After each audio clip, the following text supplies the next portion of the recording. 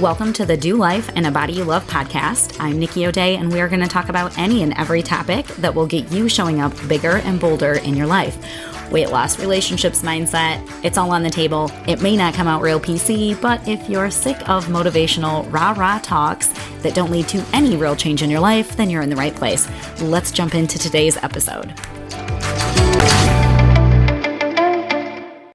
What's up, Do Life and a Body You Love ladies? Today, we're going to go off of our usual health kick and talk about something that I think has so much application to just like designing a life that we actually like living. Okay. So I'm going to give you guys like one question to ponder.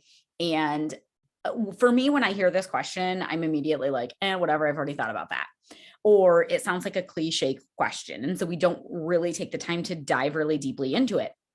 But I think that by diving into this question and really sitting and like nerding out with it and getting really deep, journaling, visualizing, using it as like a framework, you can really start to shape your life into having meaning and purpose and joy, but also like a schedule that you like and a job that you like and all of these things. And so the question that I would pose to you today is, what does a life well lived mean to you?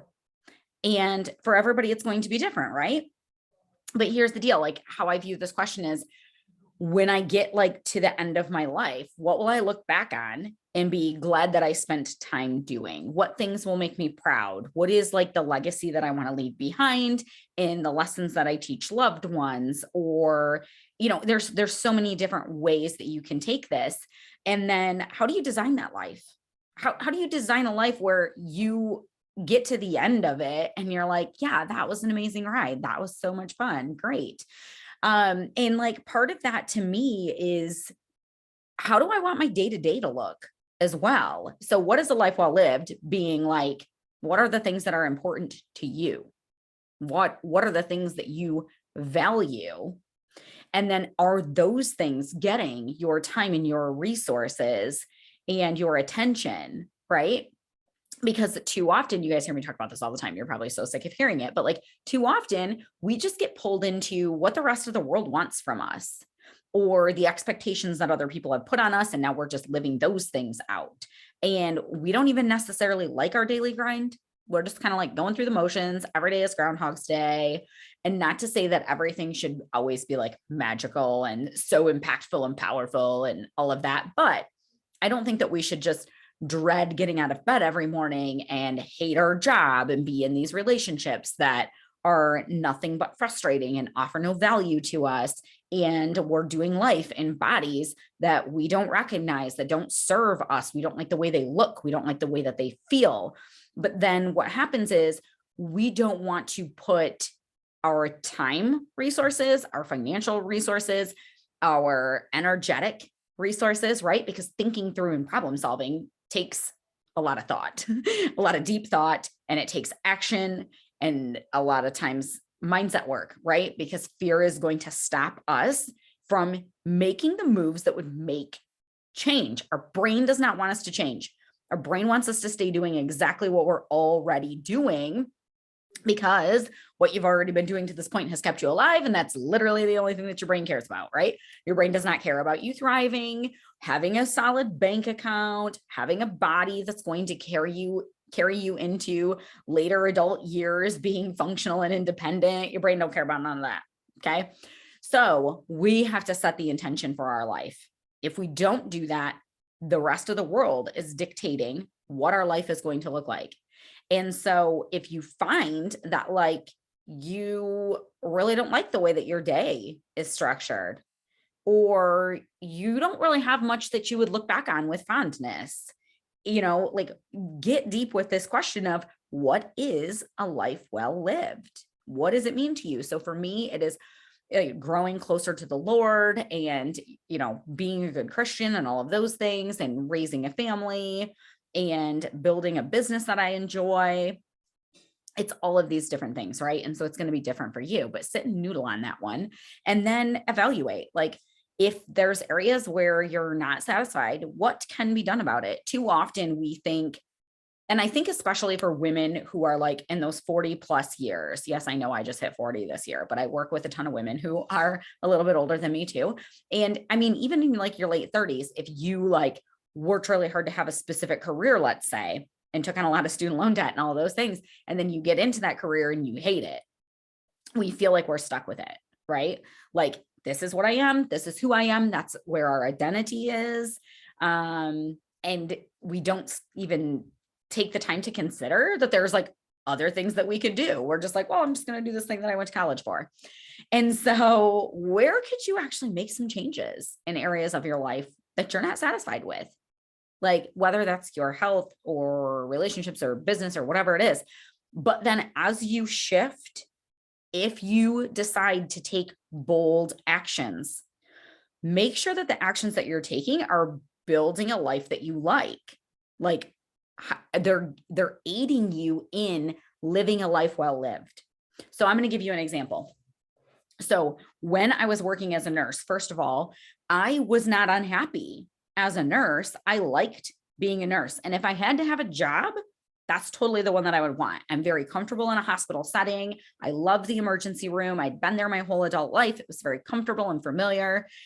I don't like somebody else dictating my schedule. I don't really like rules so much. I kind of like to do what I want. If for those of you who don't know me that well, I especially don't like rules or guidelines or whatever that go like this, like, well, this is the way we do it because this is the way we've always done it. I want to choke people when they say things like that to me. And so I have this like entrepreneurial spirit. And I really do believe that God had called me into entrepreneurship, so that I can help women with my business. So all of that to say, I didn't even make the change because I was miserable. I just had a different vision, right? So even though I still had student loan debt from being a nurse, I was like, okay, let's go figure this other thing out, right? Now, here's the deal. A lot of times, if I weren't focused on what I wanted to get out of my business, okay, I knew the transformation that I wanted to give to other women, but I was very strategic in thinking through, what do I want this to mean for my life? Because I had already had some friends who are entrepreneurs, and here is what I saw. In trying to get out of their 9-to-5 so that they can be their own boss, many of them had put business structures in place and systems in place that allotted them no free time, that were very, very stressful and very difficult to manage and to run. And so it might work out well if they could afford to hire a team of like 6 people right away, but most new entrepreneurs can't do that, right? You're kind of a one-man show. And so they just became slaves to their businesses.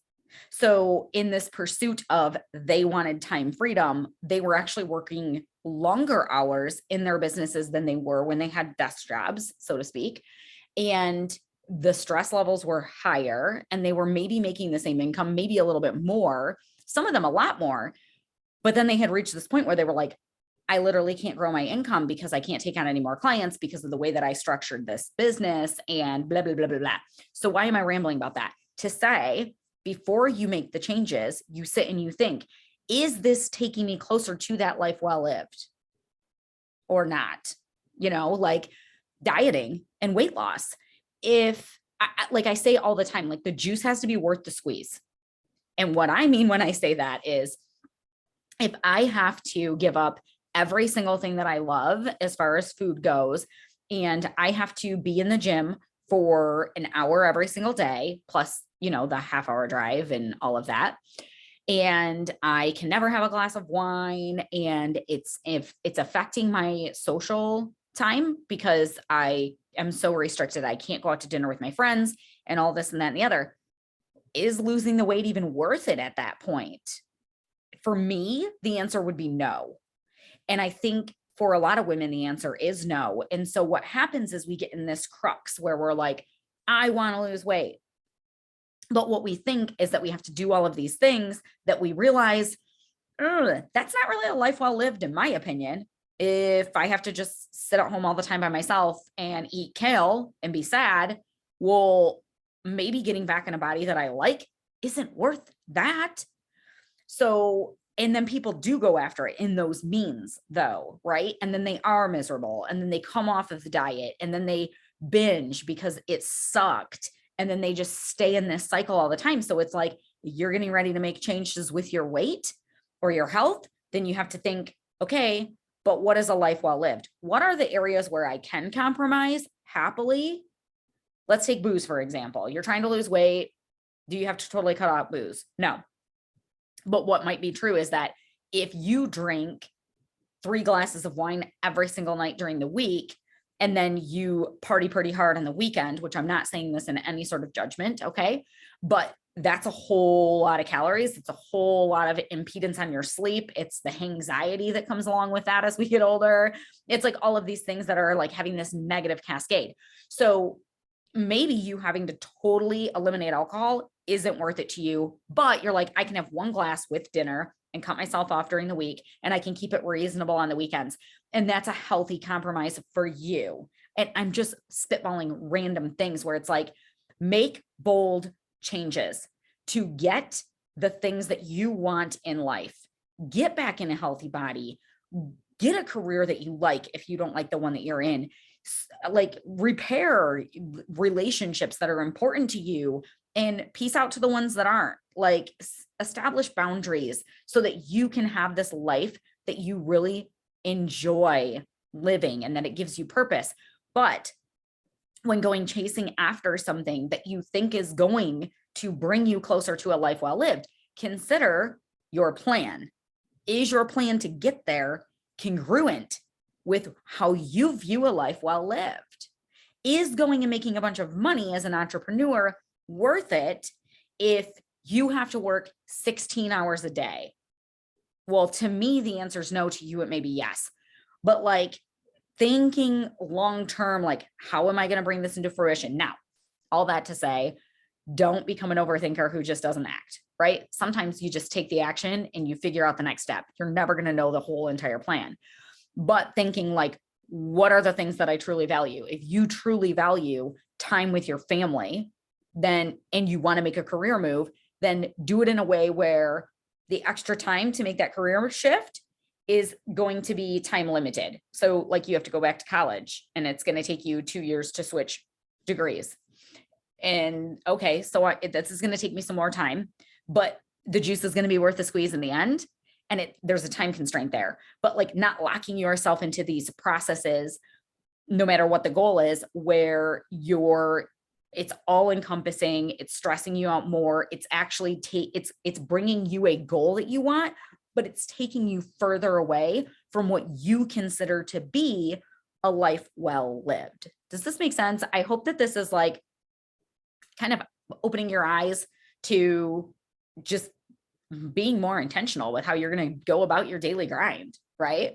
I think for a while there, especially for me as an entrepreneur, there was just, and even in the wellness space, right? It's like no pain, no gain. I'll sleep when I'm dead. Like the only way that you can get what you want is to grind hard and be go, go, go all the time. And the reality is that the most sustainable models that I've ever seen for any type of transformation don't actually require that much grind because they suck. So if your weight loss plan requires total grind and strict restraints and all that jazz, it's going to suck. You're not going to stick with it. If your business model is that you have to grind from sun up to sundown, that didn't actually improve your life at all. And you're probably going to burn out. Do you guys get where I'm going with this? It's like the methods that we use to get there are just as important as getting to the goal. But so this question almost comes as 2 parts, right? What is a life well lived? What do you want to see happen in your life? What changes do you need to make to enjoy the crap out of your life, to just like be in love with your life, so that even when we have crappy days, because life pretty much sucks a lot, okay? But it's also super cool. And what areas do you want to go grow as a human and like change the way that you operate and view the world and all this and that and the other? So what are those things that you want to attain? And then what are the best methods to get you there that line up with what your core values are? Okay, so I would love to hear your guys' feedback on this. And of course, some of the things that you come up with are going to be super personal and you're not going to want to share them, and that's totally fine. But if you have like an aha moment, which by the way, you're not going to have that aha moment while you're listening to this podcast. If you're going to have any big takeaways, I mean, maybe some of you listening were just like, poof, it just came to me. This is what I need. And I just needed like somebody to basically say, oh, it's never too late. You can go make all these changes, right? But for most of you, if you're going to have any sort of aha moment from this and use this concept to really lock in a life that you love, it's going to be because you go home and spend some quiet time with this question, thinking it through, journaling it, whatever, and thinking about it all the time and kind of like using it as a tool when you're making decisions. Like, does this bring me closer to a life that I love? So if you sit with this and you take the time to do this, which I promise you it will be worth it, and you come up with something where you're like, yes, I need to go do this thing. Or if I just could tweak this in this area, that would actually make my life so much easier or better or more fruitful or purposeful or whatever. So if you have any of those aha moments, hit me up, let me know. I would love to hear them. I would love to cheer you on, and I will catch you on next week's episode. Thanks for tuning in. It is my mission to give women back the confidence that they need to show up bigger in their lives. Right now, the world more than ever needs women who are on fire and living their purpose. If you want to join me in this mission, there's a few things you can do. 1, you can share this podcast with the women in your circle. 2, you can join me in my Facebook group, Simplified Fat Loss, or you can subscribe to my newsletter at nikkioday.com.